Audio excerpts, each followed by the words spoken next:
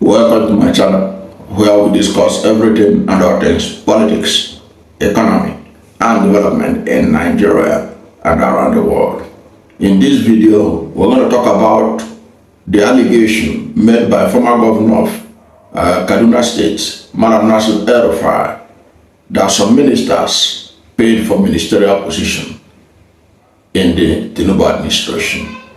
That was a bombshell that came from the former governor. And let me also say that before he said it, some of us have heard these things on hush tunes, that things like that allegedly happen. For the former governor, former minister of the FCT to say this, it shows that there are elements of truth in that, unless proven otherwise by the government. So the government have to come out to defend themselves that it is not true. And I know that Malam El-Rufai will not say that casually without having proof, without having done his homework. And how did this started? He was interviewed in BBC House of Service, and they were asking him that it appears the reason why he left APC was because he didn't get ministerial appointment. Okay, so he used that opportunity to talk about the fact that people paid for ministerial position, and he is apparently one of those that didn't pay for it. Perhaps if he had paid, maybe he would have gotten it. Who knows? But that shows you the level of corruption, alleged corruption in the APC administration. You know, when Obasanjo in his new book was talking about that the Buhari administration was allegedly the most corrupt government ever in Nigeria's history, people were kicking him. Even the administration of President Bola Ahmed Tinubu were condemning Obasanjo and all that. Now, but if you look at, just go and look at the numbers, Transparency International numbers under Buhari, you will see that we are worst off in terms of corruption. Look at our ranking, compare it to the time of Jonathan, and you see that while the Buhari was marking corruption, corruption was festering in his administration. That's what Obasanjo was talking about. He said it was the most corrupt. But if you are in doubt, go and check the Corruption Perception Index ranking of Nigeria throughout the time of Buhari, from 2015 to 2023. It was a sorry state. And then Tinubu came on board as president. And his Tinubu coming on board as president, given the baggage he came with in terms of the issue of his certificate, the issue of his academic record, and all that, the forfeiture of $460,000 profits of narcotics. There were so many things that ordinarily somebody without baggage would not be allowed to near a presidential seat, but he got there. So by getting there, you can't expect his government to be clean. At least yeah. I don't see even all this masquerading that EFCC is fighting corruption. I don't think that they are sincere, because let's face it, Tinubu was throughout the campaign. I didn't see him where he was talking about fighting corruption. In any case, he didn't attend any of the debates to talk about what he would do to fight corruption. It was Peter Obi only that was emphatic about fighting corruption. Atiku Abubakar didn't dwell on fighting corruption, even though corruption is the biggest problem facing Nigeria. It was only Peter Obi that was talking about fighting corruption. If he had gotten the presidency, or if INEC had allowed him for his mandate to stand, he was the only one. Now El-Rufai is saying, because by El-Rufai saying that, it is a confirmation that this is the APC ran the worst corruption syndicate this country had ever seen. Why did I say that? Even under PDP, as bad as PDP was said to be in terms of corruption, we have never had anything like that people were paying for ministerial plots. And that also shows you that what is happening in ministries and parastatals had also reached the presidency, allegedly. Because you and I know that anytime the police is recruiting, people will be alleging that they are paying money.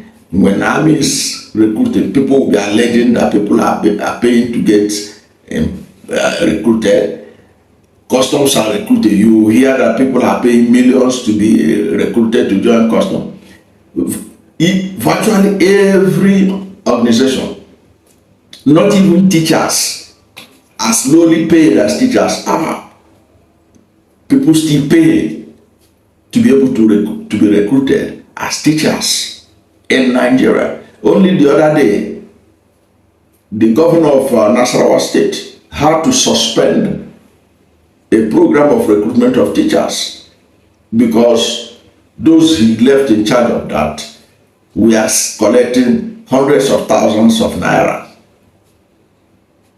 to recruit teachers, and they oversubscribed. I think they were told to recruit 3,000. They went and recruited 10,000 or thereabout because they were collecting money. So it means that this thing that we thought just in the ministries and parastatals have now got into the presidency. Now, it is now there for the presidency to debunk El-Rufai. Yes, they have to debunk him. And if truly we have a National Assembly that cares, this is the time for National Assembly to investigate that allegation. Because it is the National Assembly that cleared the ministers. It was the National Assembly, allegedly, that was responsible for denying clearance to El-Rufai. So it means that if El-Rufai is saying the truth, the National Assembly, the Senate in particular, cleared people who paid for the position. Now, when somebody paid billions, even though El-Rufai did not tell us how much they paid, but if people can be paying 1 million, 2 million, allegedly, to get into custom, to get into Nigeria's NSCDC, Nigeria Security and Civil Defense Corps, people are paying allegedly 2 million, some 3 million, some are paying 5 million to get into some organizations considered juicy. There is no doubt that if people paid for ministerial position, they are going to pay it in billions. And that is very dangerous. Because if a minister pays billions to get an appointment, what do you think he was doing? He is investing his money in that ministerial position. And there must be return on investment. He's going to prioritize his own economic well-being far more than the ministry he had been assigned to take charge of. And I can tell you also, if it is true what El-Rufai is saying, it means that there are some juicy ministries where those who occupy such places will pay higher than others. I don't want to mention names of the ministry, but you should know the juicy ministries and parastatals, juicy ministries in Nigeria. Those who occupy those juicy ministries, you can imagine how much billions they will pay. It will not be in hundreds of millions, it will be in billions. If it is true what El-Rufai is saying. But why should El-Rufai lie? El-Rufai is an insider. El-Rufai is an insider in APC. El-Rufai should know better than telling lies. Why should I doubt El-Rufai? I don't want to doubt El-Rufai until he is proven wrong. This is because he has been in government. He's up there in APC right from the beginning. If he said that was what happened, unless he is disproved by the presidency and a thorough investigation by the National Assembly, I do not have to doubt him. But that confirms what Obasanjo has been saying about that the APC administration is allegedly one of the worst corrupt governments this country have ever seen. If you are in doubt, go and ask Obasanjo. If you are in doubt, go and ask El-Rufai how much people were paying to be ministers, and then wonder how much people paid to get juicy ministries. And you now know why Nigeria is the way it is. What a sad story. How I wish that we have a National Assembly, we have a Senate that really works for the people.